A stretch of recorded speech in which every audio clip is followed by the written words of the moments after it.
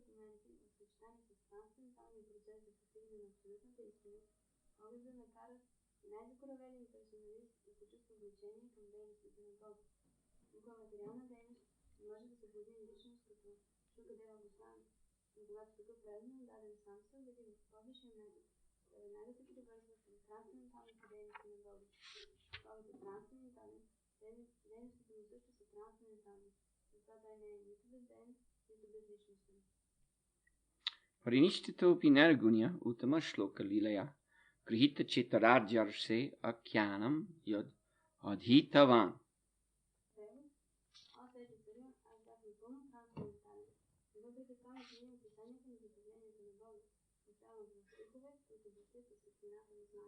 Mukam karoti vachalam mangam langai tegrim yad kripadaram mande Sri Guru Ninatam. In the purport, Srila Prabhupada writes that reasons and arguments, together with the transcendental process of approaching the absolute truth, helps even the staunch impersonalist to become attracted by the personal activities of the Lord.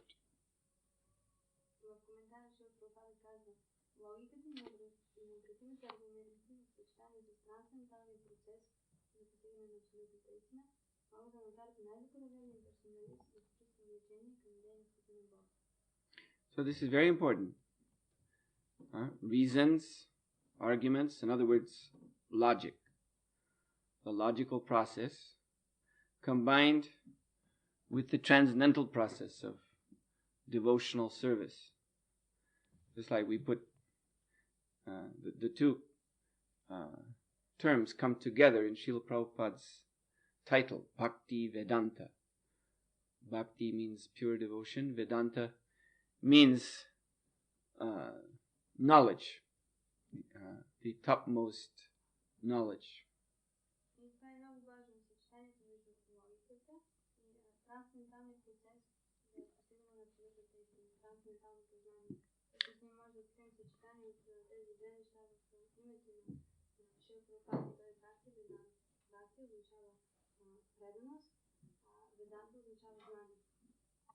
So, Srimad Bhagavatam, in explaining this point, how the Lord can be understood,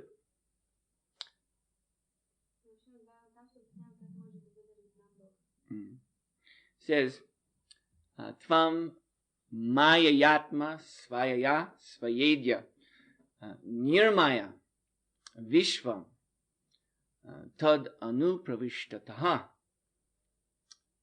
Pashyanti Yukta Manasa Manishino Guna Vyavaye Api Aguna Vipashchitaha. So this verse is explaining why it is difficult for non-devotees to understand the personality of Godhead.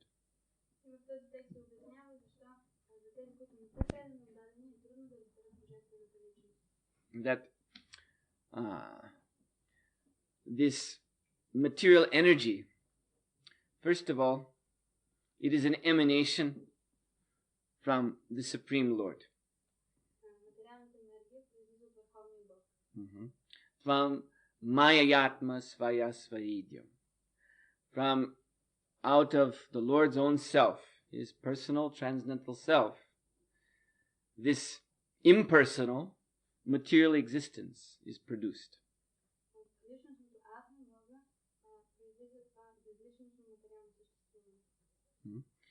So this is very difficult to understand. And then even more difficult is that the Lord enters in to this cosmic manifestation.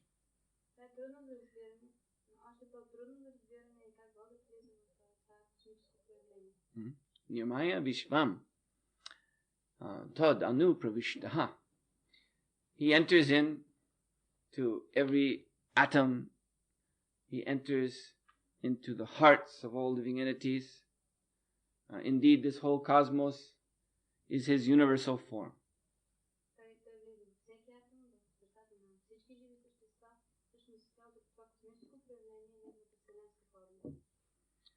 And yet, guna avavaye api aguna vicheshtita. And yet at the same time, although the Lord is the source of the material nature, the modes of material nature, he enters in to this material manifestation. He is not affected by it. He is always transcendental to the modes of nature. He is aguna, or as we were explaining in the previous class, nirguna.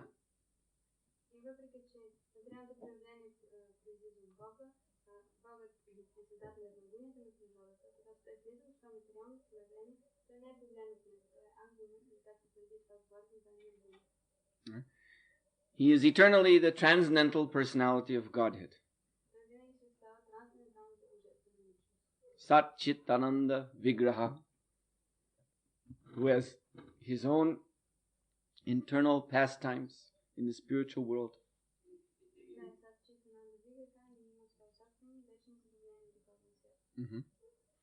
This is Krishna's original and eternal identity. So this is impossible for a mental speculator to put together all these points.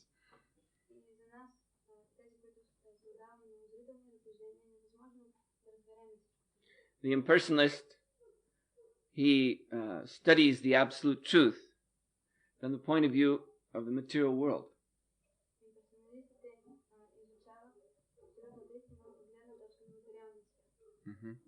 So the most he can do in his search for transcendence is to negate the material world.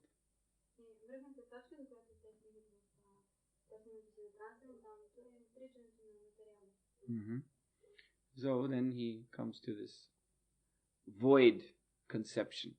No name, form, quality, activity, personality in the Absolute.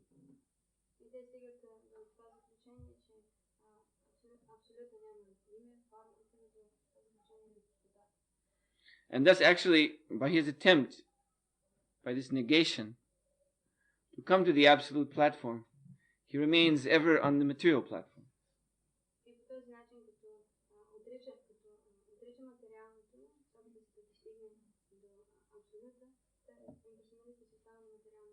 Because, as I said, the material platform is actually the platform of impersonalism.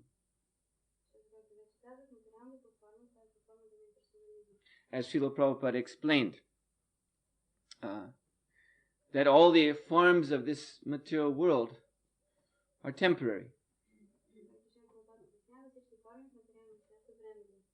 Our perception of personality is only an arrangement of material elements, gross and subtle.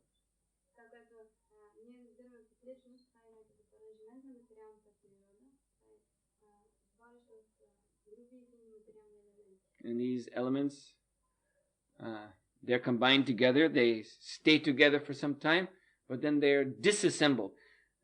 At one point, the whole universe is disassembled.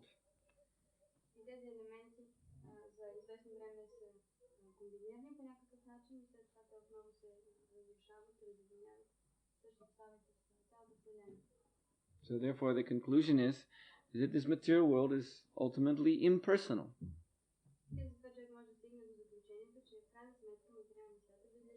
Ultimately it's absorbed into the body of Mahavishnu, and it lies there for a long time in a state which Bhagavatam describes as shunya. Shunya means like a void.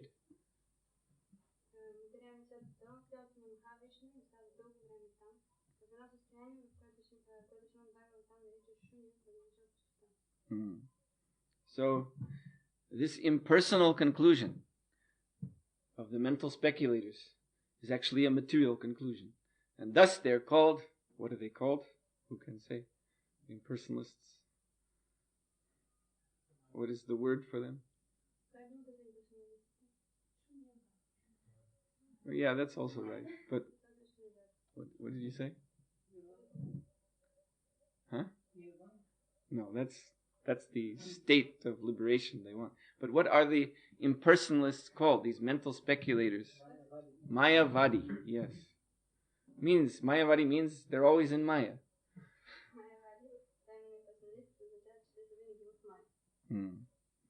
So, this verse I just quoted from the 8th canto of Srimad Bhagavatam also gives the solution.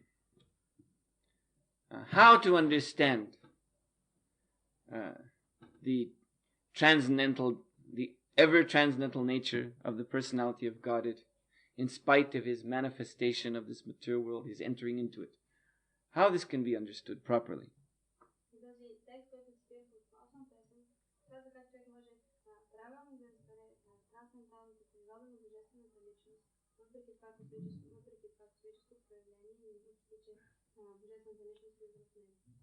It cannot be understood by independent mental speculation, negation, and all of this.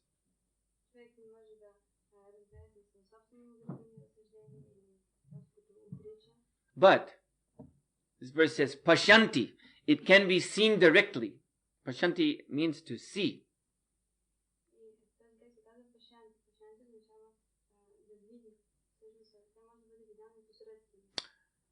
So how does one see? So there are 2 points. Pashanti yukta manasa manishina. And these are the same 2 points that Prabhupada makes in the purport. There must be proper reasoning, proper logic, and also one must be engaged in the transcendental process.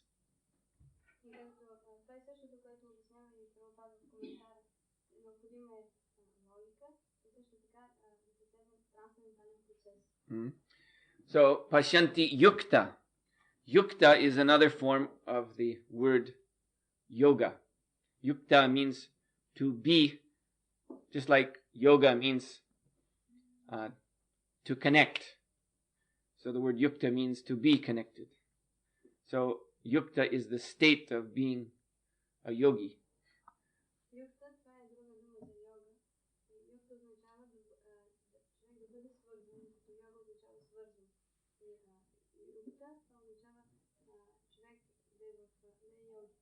So, yukta simply means the condition of devotional service. When one is engaged in pure devotional service, he is yukta. He is connected to the Supreme Lord.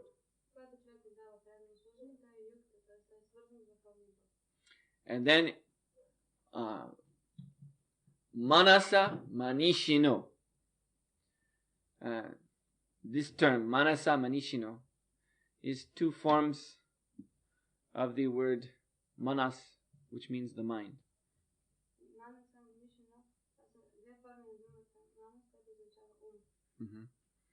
So manasa, yes. Manasa means this mind, but it means the purified mind, the elevated mind.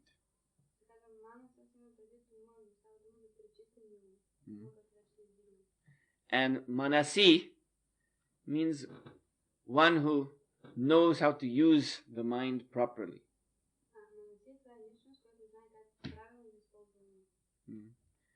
A enlightened person, a real philosopher.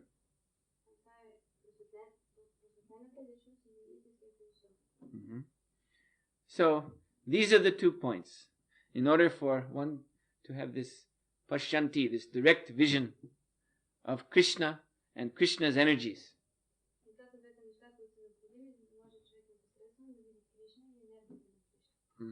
and how Krishna and Krishna's energies are simultaneously one and yet different.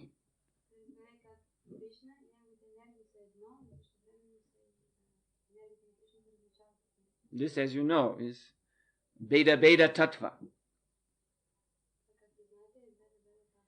And what is the adjective, the modifying word that goes before Veda Tattva? Achincha. And what does achincha mean? Yes, inconceivable. Oh, okay. Everyone understood? So, yes. This Veda Tattva cannot be understood by speculation. Again, the same point.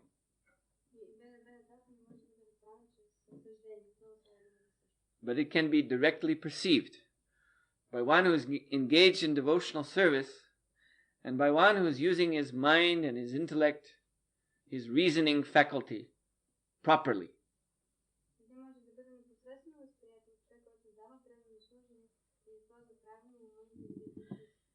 Again, Bhakti Vedanta. One has to follow the path of the Bhakti Vedantas, the learned pure devotees who explain the science of devotion in terms of all logic and reasoning with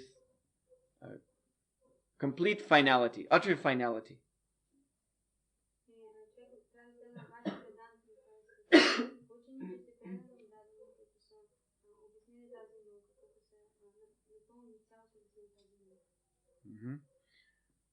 This Krishna conscious philosophy explains everything. I have a disciple in Romania, Murari Krishna Prabhu, he's a scientist. He's a professor of computer science in university there.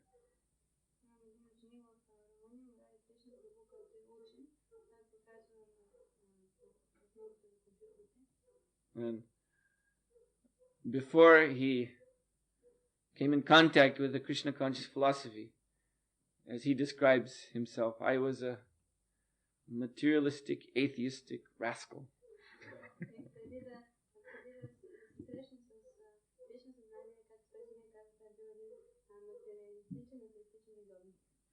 But when he received the literature, Srila Prabhupada's books and magazines, the Origins magazines, he said, I found a challenge to all of my atheistic ideas that I could not refute.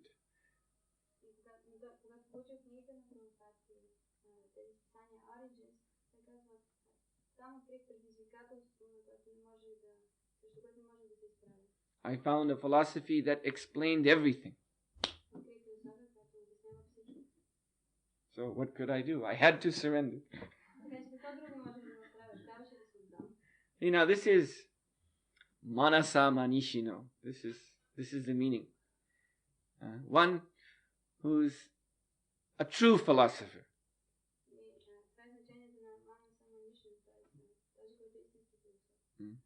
Not merely some kind of fanatic who sticks to the wrong conclusion. Even though he's clearly defeated, still he doesn't give it up. Prabhupada said that is a symptom in the Kali Yuga. You can defeat someone in earlier ages. If there was a debate and one side was defeated, then he would accept, he would surrender, he would become the disciple of his former opponent. But in the Kali Yuga, debate is like debating with an ass, you see, with an animal. You can say whatever you want and he still barks.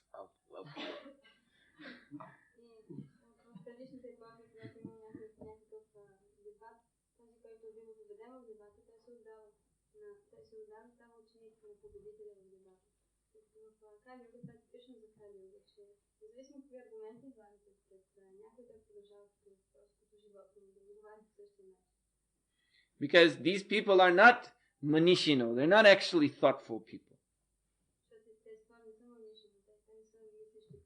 They're stupid people.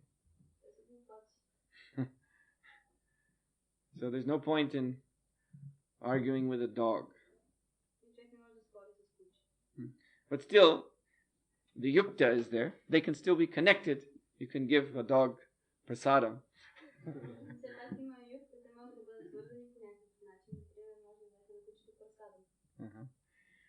So, by engaging them, even without their understanding in devotional service, then the mind may become purified, and later on they may understand.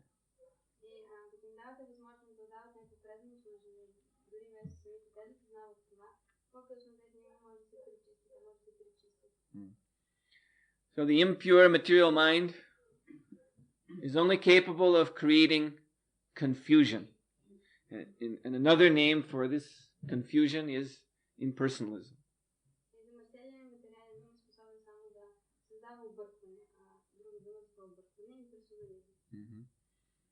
Some impersonalists are pantheists. This means they think everything is God. You see, God is every stone, God is every tree, God is every person, God is every worm in the earth.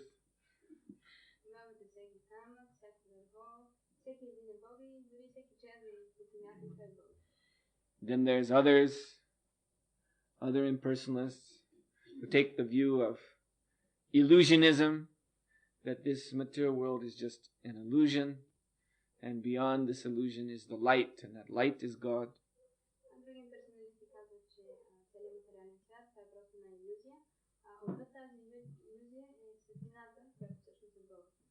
Others follow the philosophy that is known in Bengal as Yatamat Tatapat, which means whatever you think, whatever point of view you take is good.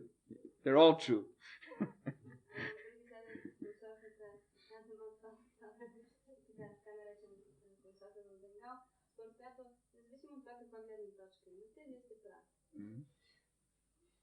And finally, all of them will agree on one point: I am God. So then as soon as they come to this conclusion, that I am God, then they can very happily accept this material body.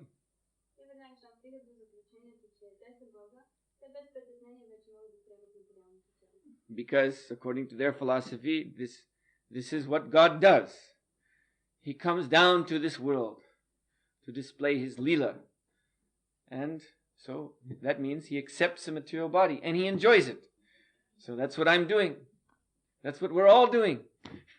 So then what is the problem?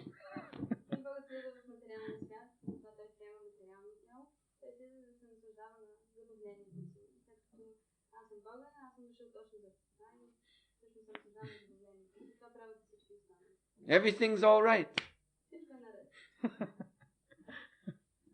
So this is actually simply intoxication. This is like when someone drinks some wine or slivovitz or rakia.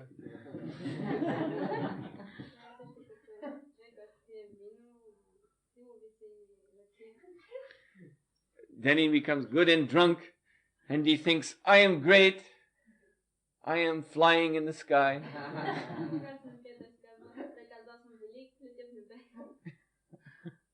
He's imagining so much nonsense because of the intoxication. But it's not real. See, later on he will come down from high in the sky.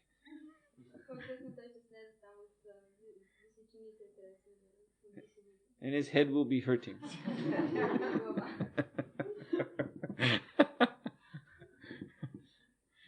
So therefore this culture which arises out of this Mayavadi conception, with this culture we mean this culture, this this materialistic civilization all over the world today. It's all produced out of Mayavadi ideas. So, therefore, the only solution that they have for this going up but later coming back down is to try to increase the intoxication more and more and more.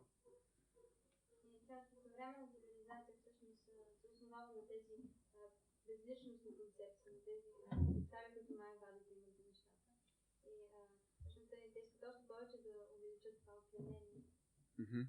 Because they want to be God all the time.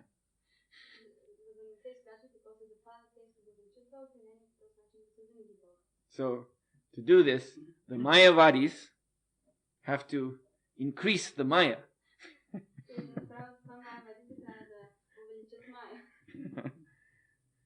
This culture is just a big Maya industry.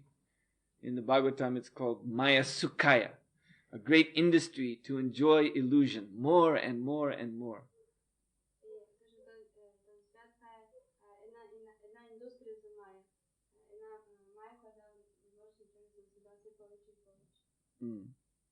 So this is like the person who drinks. He drinks once in a while and goes up into so-called high state of intoxication, and then when he comes back down, he's disappointed.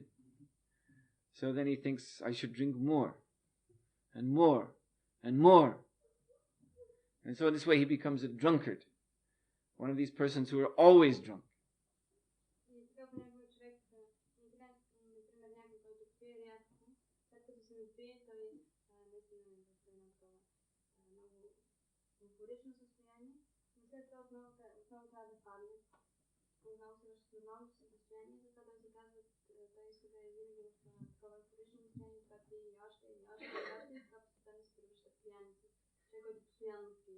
In all the big cities you see such persons.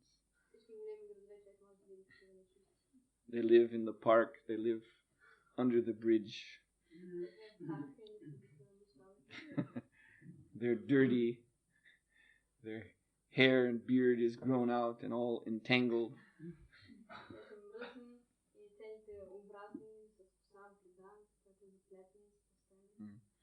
And they're always having one bottle that is wrapped in a brown paper bag.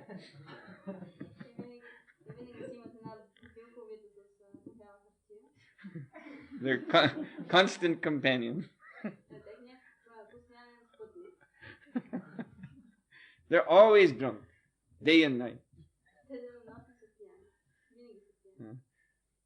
If they're unable to buy the normal alcoholic beverage, wine or like that, they will get this aftershave lotion and drink that, or they will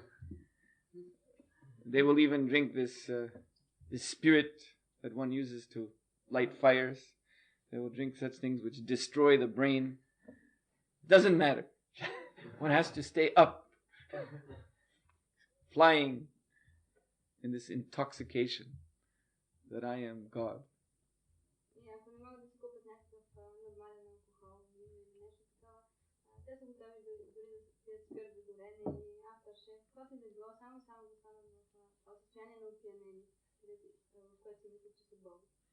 What is the result? They destroy their intelligence. They become walking jokes.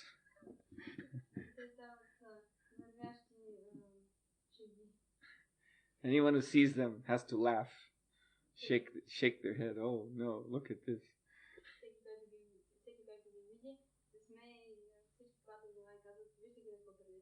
They're completely crazy, talking to themselves. Sometimes they're getting in fights, you see, with some invisible person. You see them trying to hit but there's nobody there. They're shouting, "Get out of here!" There's nobody there.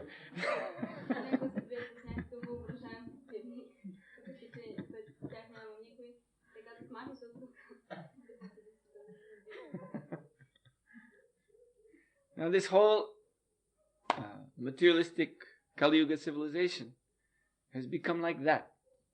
It is just a big joke.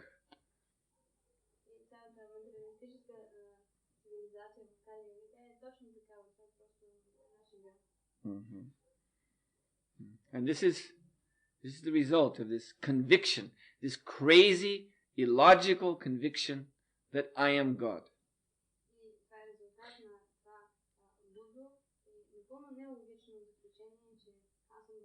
Which starts on a very seemingly sophisticated, cultured, philosophical platform. That's where it begins.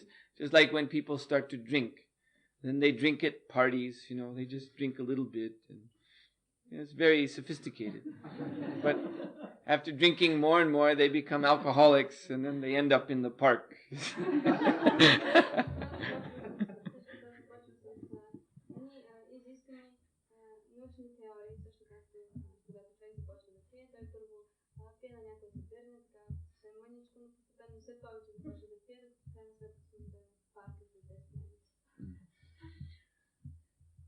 So, by serving the Srimad Bhagavatam, Bhagavata Sevya, which means serving the book Bhagavata, as we were explaining yesterday, and the person Bhagavata, who explains the book, then this intoxication ends.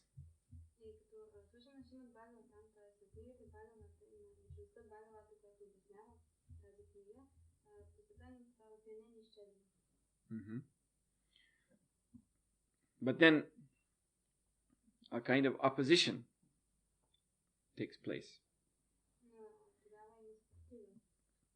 Both sides, the intoxicated and the non-intoxicated, are saying about the other, you are crazy.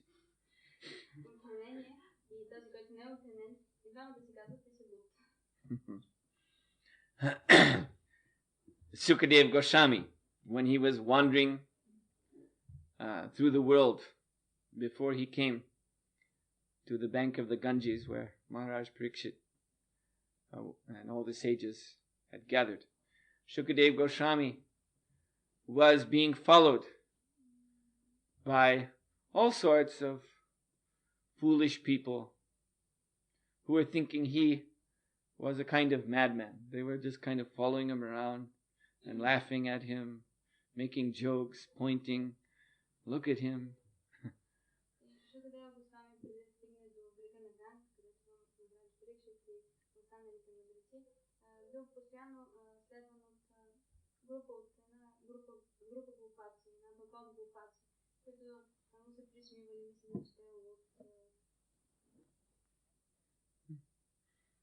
So Bhagavatam declares these people they were less intelligent.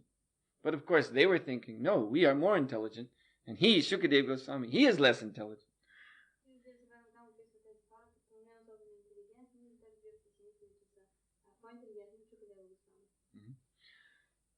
When Lord Chaitanya began Harinam with his devotees at Srivasanga, the house of Srivas Thakur, then so many envious neighbors, they gathered in front of the house. They were shouting.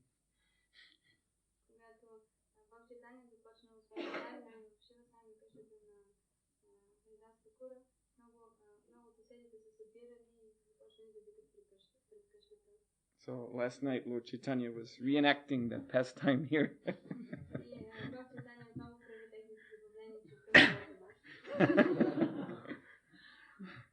So they were shouting and accusing so many things.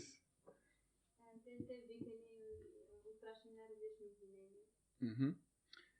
And they were threatening that we will come and we will smash this house and we will throw all these crazy people in that house into the Ganges River.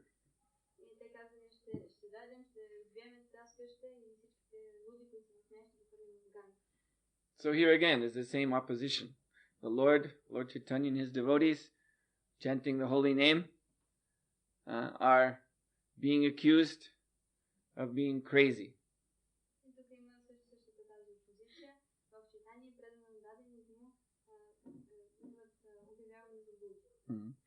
So, when Srila Prabhupada began the Krishna consciousness movement in 1965 in New York, the same thing.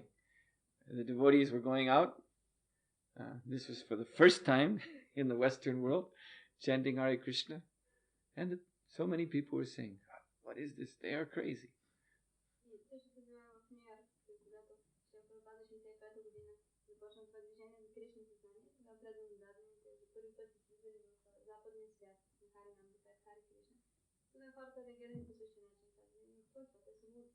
So therefore Srila Prabhupada wrote one booklet called Who is Crazy?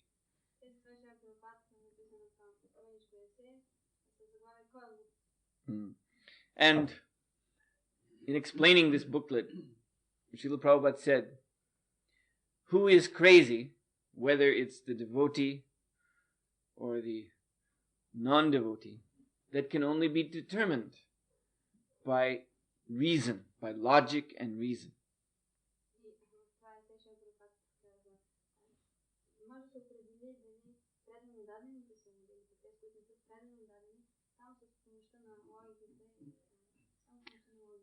The same point. Manasa manishino. One has to use his brain properly.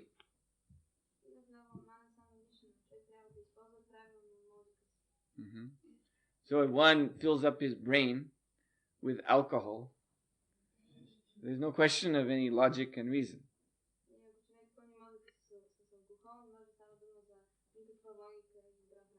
This is intoxication. And in the same way, if one fills up the brain with his Mayavadi conception that God has a material body, when God comes to this world, He takes a material body. This is another intoxication.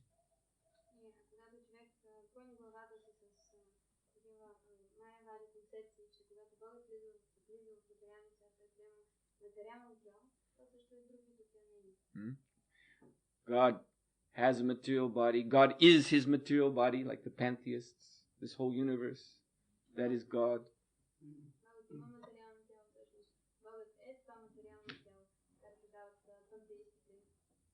And therefore, I am God, and this is my body. I am my body. This is my form, my original form. You see? And what I'm doing in this world is my lila, my pastime. This is all intoxication, craziness. You see? Such a position cannot be logically defended.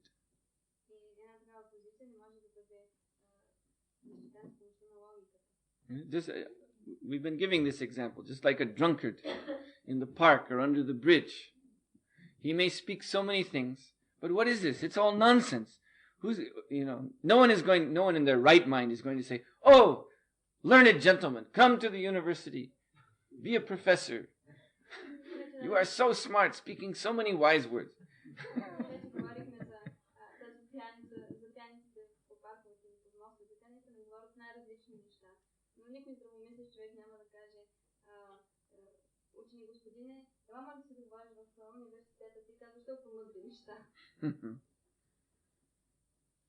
So who is crazy can be understood simply by the words they speak.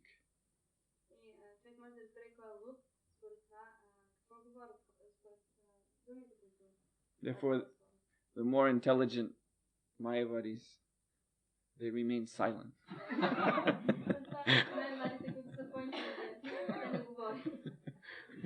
Prabhupada said, if a fool doesn't speak, then you can't be sure if he's a fool. But as soon as he opens his mouth, then you know, oh, he's a fool.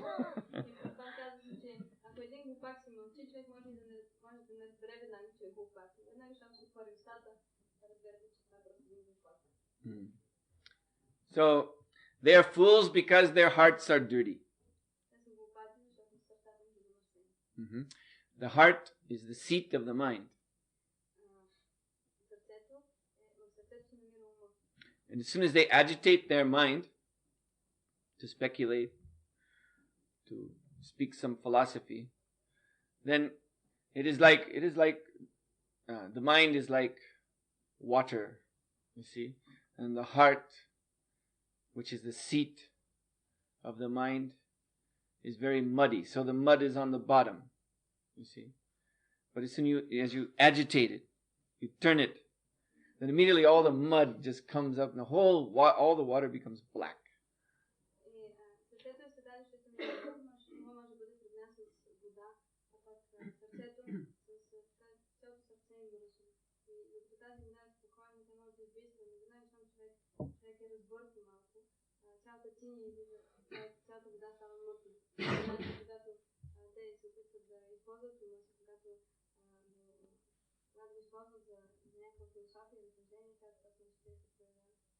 See, the best the Mayavadis can do is just to become completely peaceful, shanti, and then that mud finally settles down to the bottom, and then the mind becomes somewhat clear, you see. It becomes clear, empty. And then that's the highest state they can go. But as soon as they want to do anything, speak anything, then immediately the mud is agitated and clouds the mind, and it's all foolishness.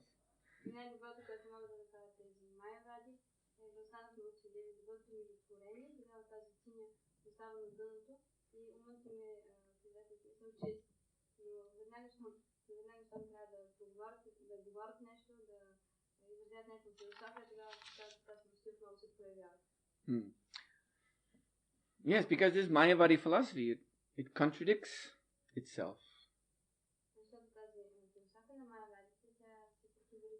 According to them, all names, forms, words, everything is Maya, illusion.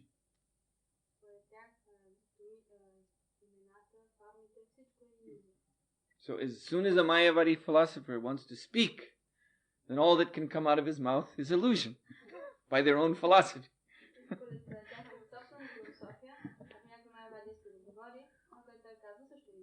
So then everything becomes confused and contradictory.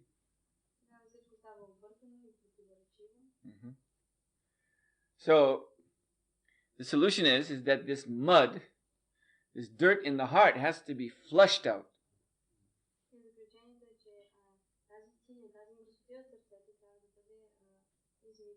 Right? The Mayavadi process of controlling the mind, again, referring to this example of the water, is just to try to make the mind very still. You see, their ultimate goal is to become completely passive, completely inactive.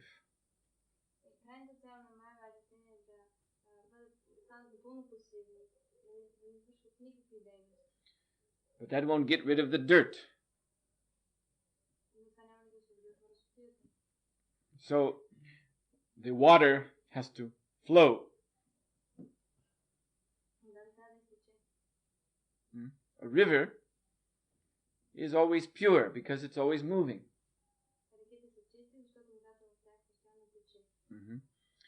If dirt falls into a river, it's pushed downstream. The river pushes it out.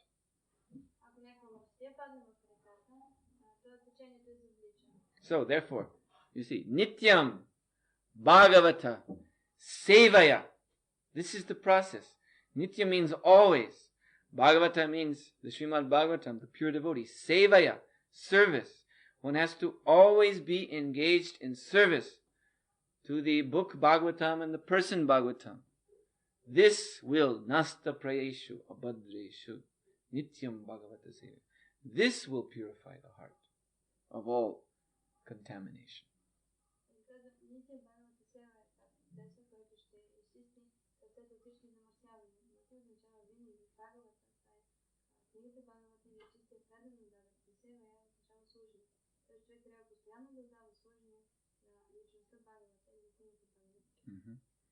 And this process is so powerful that just by beginning it, in the beginning stage, because the verse says nasta prayeshu. So prayeshu means incomplete. Not completely. So, in the beginning of devotional service, our hearts are not completely pure.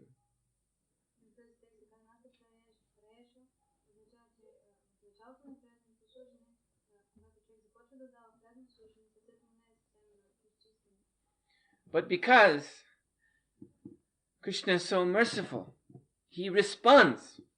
You see, our process is not static. It is not impersonal. It is personal. So even though we are so impure, so fallen in the mud of Maya, if we just begin this process, even before we're actually completely purified, Krishna responds. He comes to help us.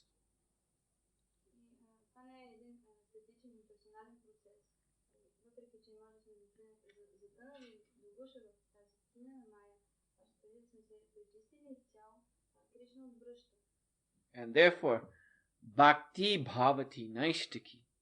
Therefore, even before coming to this state of completely pure devotee, even a beginner in the process of devotional service, he has full faith in the process.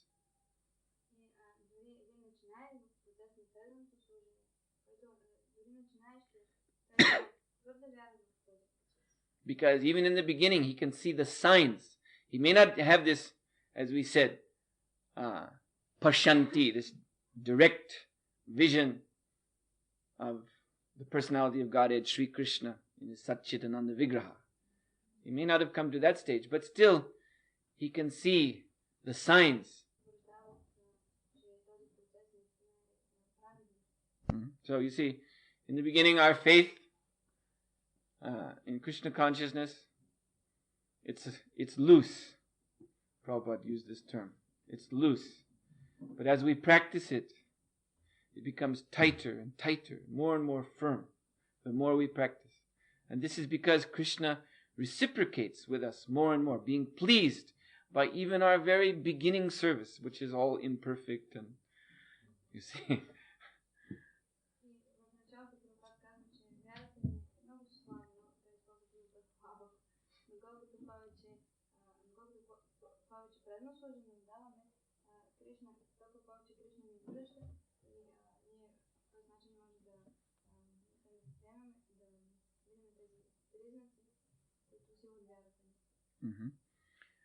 So, this firming up of our faith, this is taking place by Krishna's testing us, testing our willingness to serve him more and more.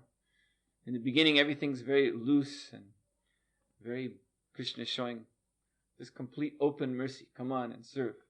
But then, as we serve and we become attached, we experience this reciprocation that actually, yes, this devotional service is very nice. I like it. Then he tests us. And that causes our faith, our determination to become more tight, more fixed. And then he tests more and more and more.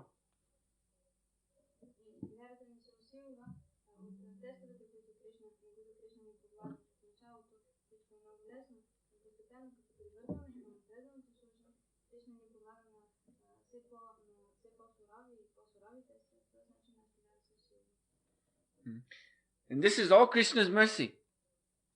He wants to reveal the real glory of his devotee.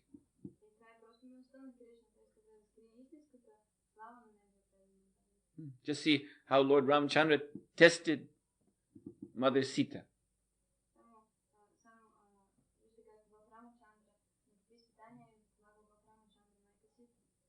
After the great war with Ravana, Ravana was finally killed, Lanka was destroyed, and Sita was returned to the side of Ram.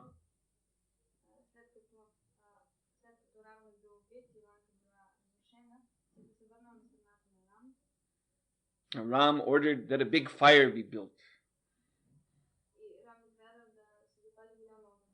And he said to Sita Devi, you are touched by the demon, Ravana. You have to go into the fire.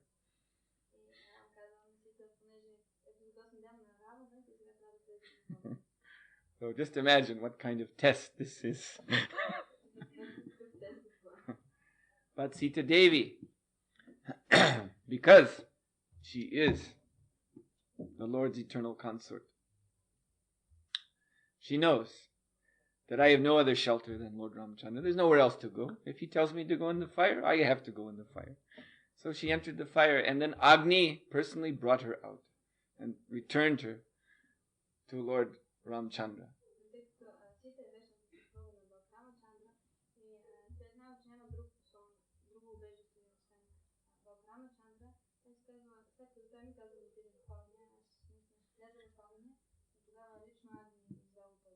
Agni Dev, the god of fire, he confirmed that Sita Devi is without any contamination. You just accept her.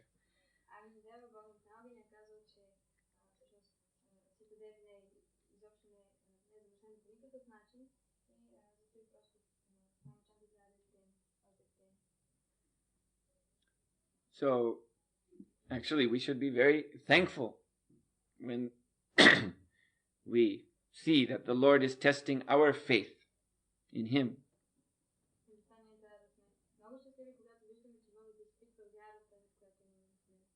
He is asking us to go into the fire. But we should know that if we do this with full faith in the Lord's protection, in His mercy, then we will come out glorious, just as Sita Devi came out even more glorious. Although she's the eternal consort of the Lord, she was already glorious. By going through the fire, she came out even more glorious. And this is the Lord's intention. This is why He tests His devotee.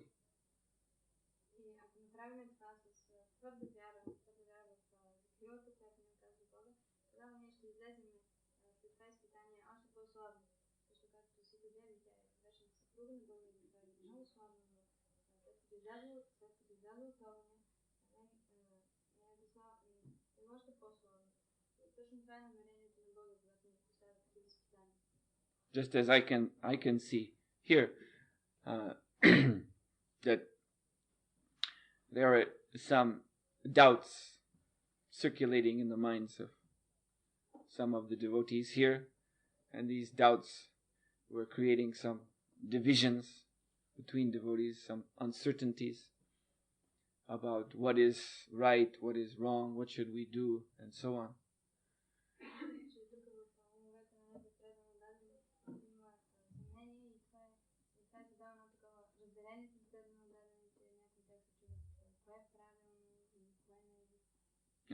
But now, Krishna, Lord Chaitanya, in his pastime, has presented us with an external threat.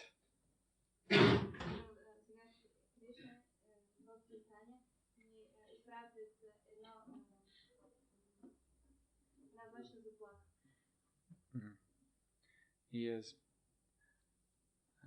again gathered together Srivas Thakur's neighbors.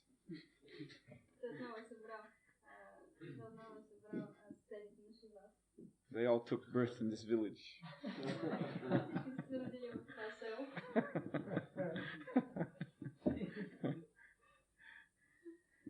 So, their opposition forces the devotees to give up their lack of faith, their lack of conviction, and to come together and work together with full enthusiasm. This is Krishna's mercy. There's no doubt about it.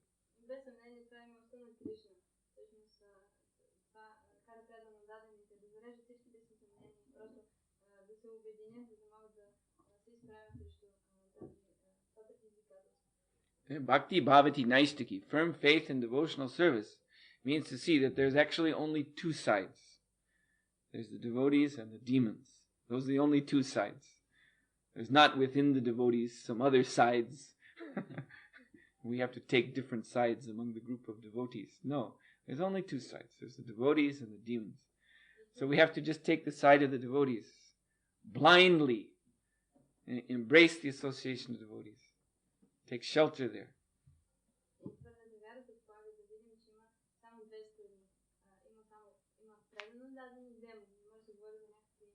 благодарението и предано даденото. И това човек просто трябва смяко да приеме предано даденото и да се присъедини към тях.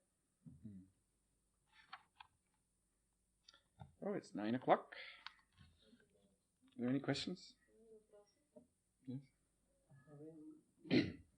Last verse of 15th chapter of Bhagavad Gita. In the book of Shuddha, first thing we should do is to overcome the weakness of the heart. Can you explain this point? В последния текст на 15 глава на Бхагавад Гита, коментар Шрила казва, че първото нещо, което трябва да направим е да преодолеем слабостта на сърцето. Yeah, weakness of the heart means that within the heart there are these abhadras, these inauspicious things, contaminations.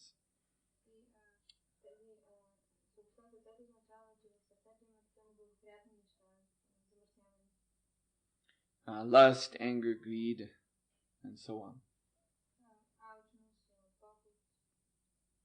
So, in the beginning stage of devotional service, as we said, nasta prayeshu, the heart is not completely pure because there's so much dirt there. So, in this example of the water again, we start the water flowing, but it takes a while for it to push all the dirt out. So some dirt remains.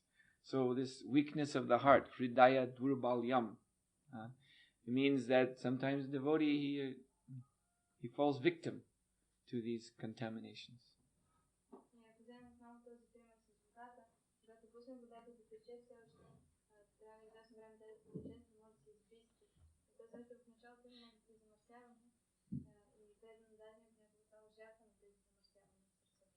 The example, the practical example is Arjuna.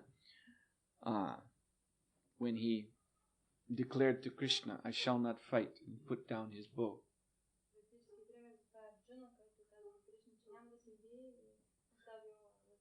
This is the weakness, how the weakness of heart, it may interrupt the service of a devotee.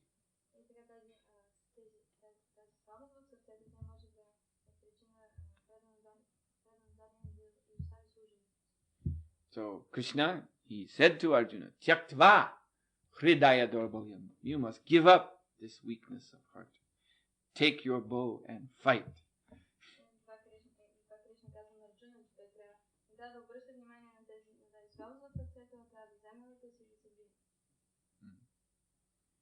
So again, Nityam Bhagavata Sevya, by the process of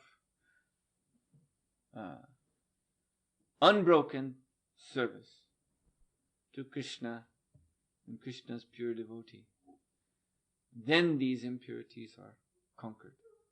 One has to become steady in devotional service. This is the state of Bhakti Bhavati Naishtaki, being fixed in Krishna consciousness.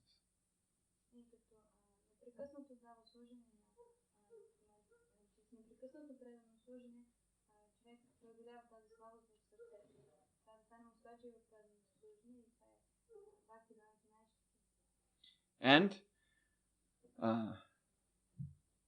this overcoming the weakness of the heart, just like we see in Bhagavad Gita, Krishna instructed Arjuna to help him overcome this weakness. So again, this is manasa manisino. This means using the mind properly to understand the philosophy and then put it into practice. Put it into practice means serve Krishna. Give up this weakness of the heart, because it is foolishness. It is illogical. It makes no sense. Just hear the philosophy and see. There's nothing else to do but serve Krishna. Why are you lying idle? Why are you depressed? Why are you afraid? This is nonsense. Give it up. Serve Krishna. This is the only logical thing to do.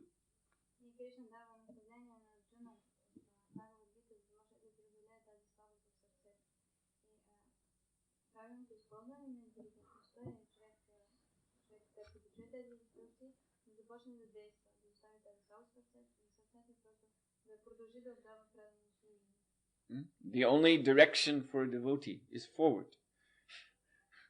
There's no backward. There's no to either side. It's only straight ahead.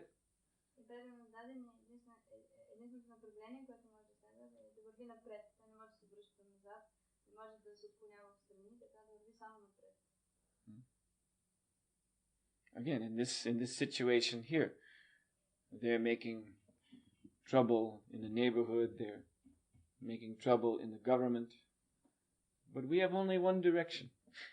That's forward, ahead, in Krishna consciousness.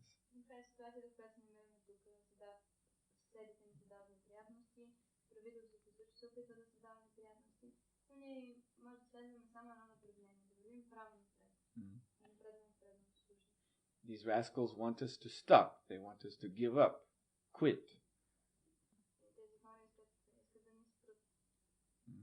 But we will not quit.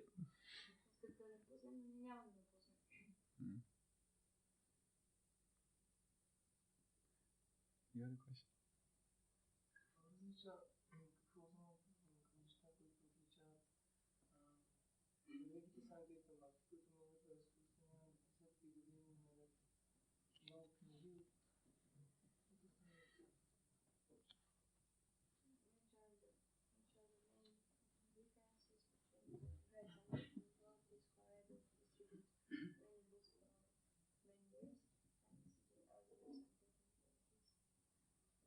The main difference? Well, the difference is difference of taste.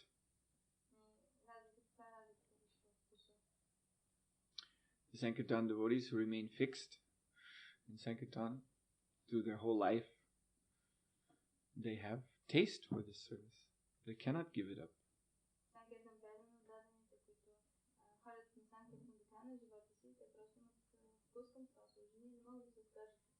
Because they have taste for this service, they protect their service.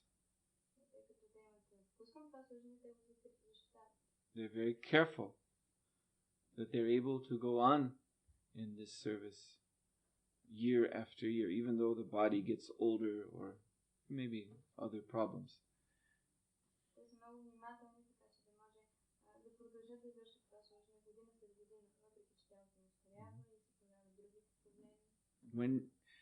When you like something, when you are attached to something, you naturally protect it.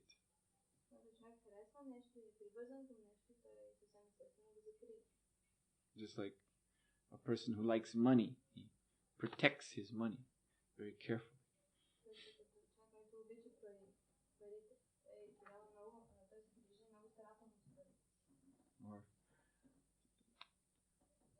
Or a few weeks ago, I read there was something on COM, on the ISKCON computer network. One Mataji, who's BBT Mataji, who's, I guess she must be very attached to halava. She wrote the 10 offenses to halava.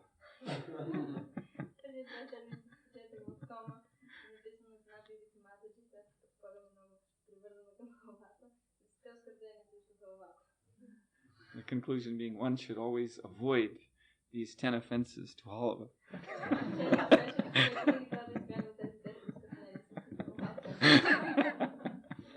So, if you like something, you protect it.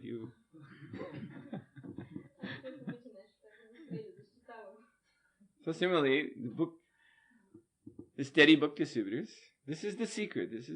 They like to distribute Prabhupada's books.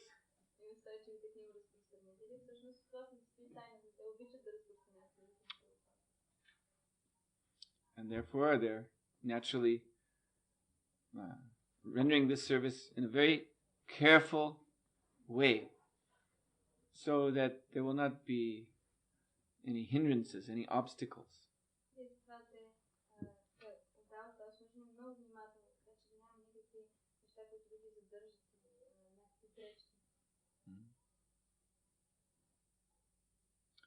Yes?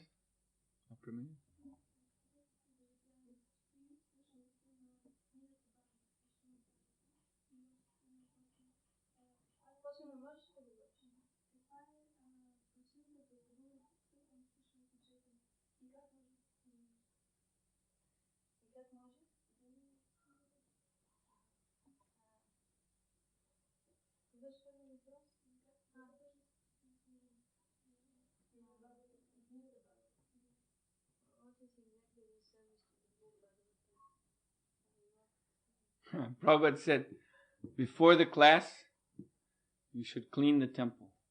That's service to the book.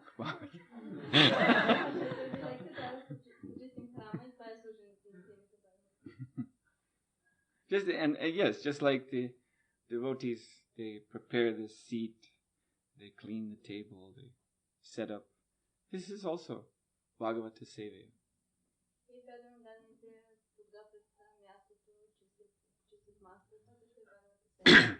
Ultimately means everything we do. All services. Because the Bhagavat Vidhi or Bhagavat Marga is preaching. And this movement, ISKCON movement, that is our sole aim. Preaching. Expanding Krishna consciousness throughout society.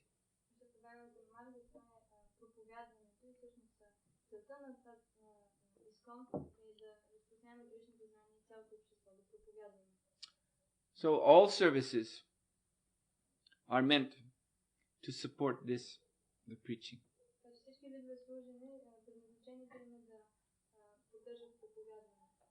And so they're all Bhagavata Sevaya.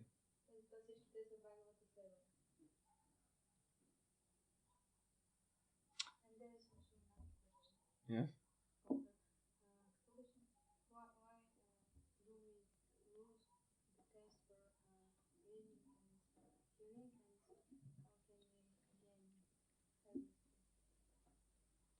Yes. Bhagavatam says, Tadara jastamo bhava kama lubdhyaschaye. Cheta etayar anavritam shtitvam sattvam prasidati. So when the modes of tamo guna and rajo guna, and when lust are defeated in the heart, then one comes to the platform of steady goodness, pure goodness.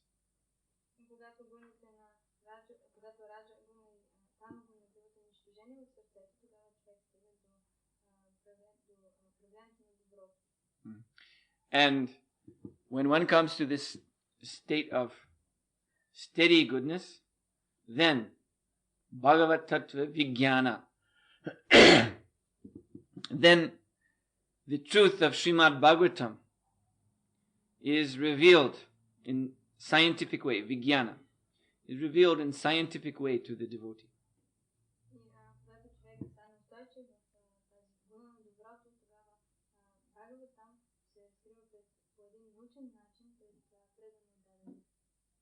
And this means that the taste for hearing and chanting the message of the Srimad Bhagavatam appears in the heart of the devotee.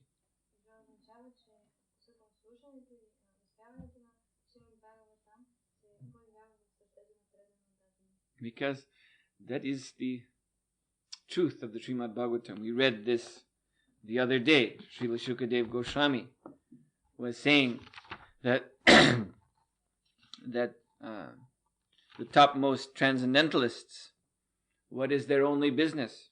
Gunanu katane hare. They're simply always engaged in glorifying the transcendental qualities of Krishna.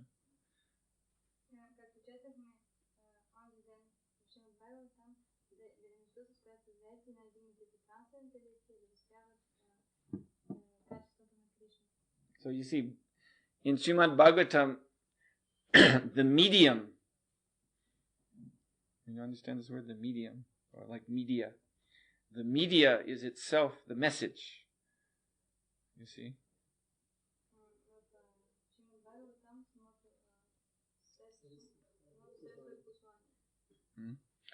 The medium is Uttama Shloka, verses which glorify the Supreme Lord.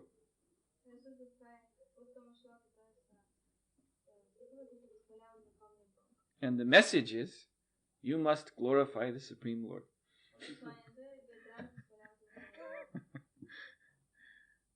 So that is a perfection of Bhagavata knowledge, that one comes to this stage of taste, having this taste for hearing and chanting about Krishna or reading Srimad Bhagavatam.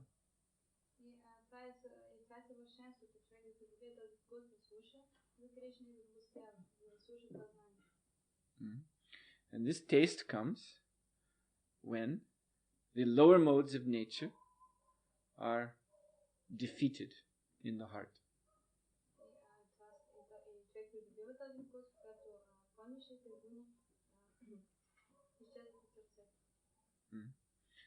So, before that is done, Nasta prayeshu abhadreshu, again this verse, Nityam Bhagavata Sevya. One simply has to always engage in service to the Srimad Bhagavatam. Taste or no taste, but Nityam Bhagavata Sevya.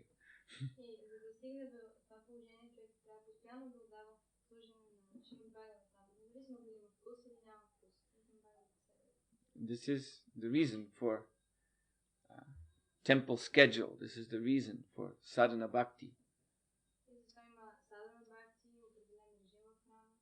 So we must follow this. Then nasta prayeshu abhadreshu. Then gradually the impurities in the heart will be cleansed.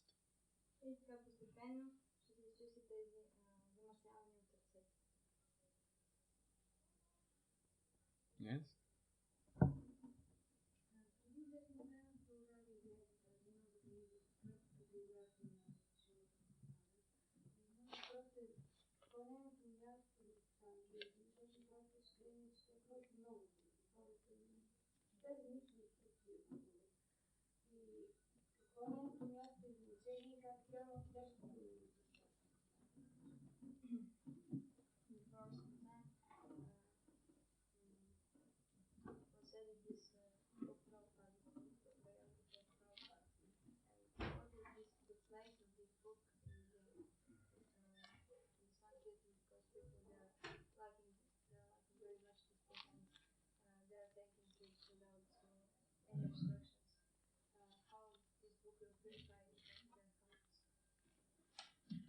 Yes, well, this is it's like there are different ways to meditate on Krishna.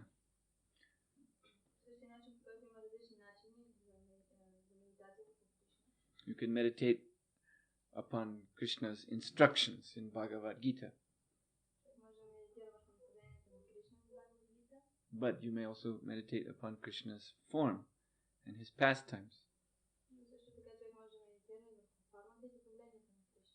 And another way to meditate on Krishna is to meditate upon his service.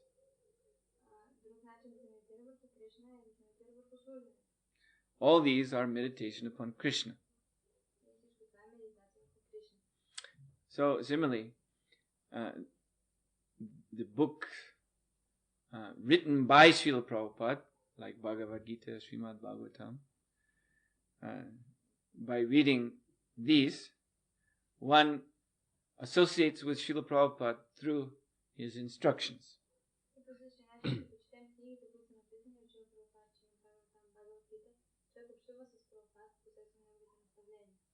And the book written about Srila Prabhupada, Srila Prabhupada Lilamrita, allows us to associate with his pastimes, with his activities.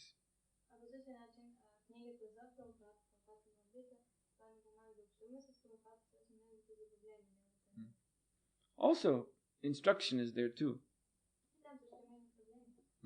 But it's something like Krishna book. The Krishna book is mainly about Krishna's pastimes, but Prabhupada has written purports, written philosophical explanations into the descriptions.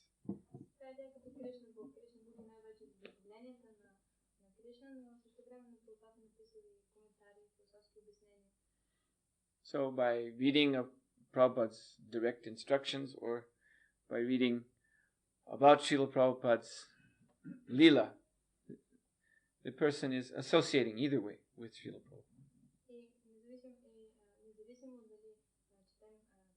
влияние на Прабхупада и четем за Прабхупада, за неговата лила и общуваме с Прабхупада. Anything else? Нещо друго? Srila Prabhupada ki jai. Sухотра Махараджа ki jai.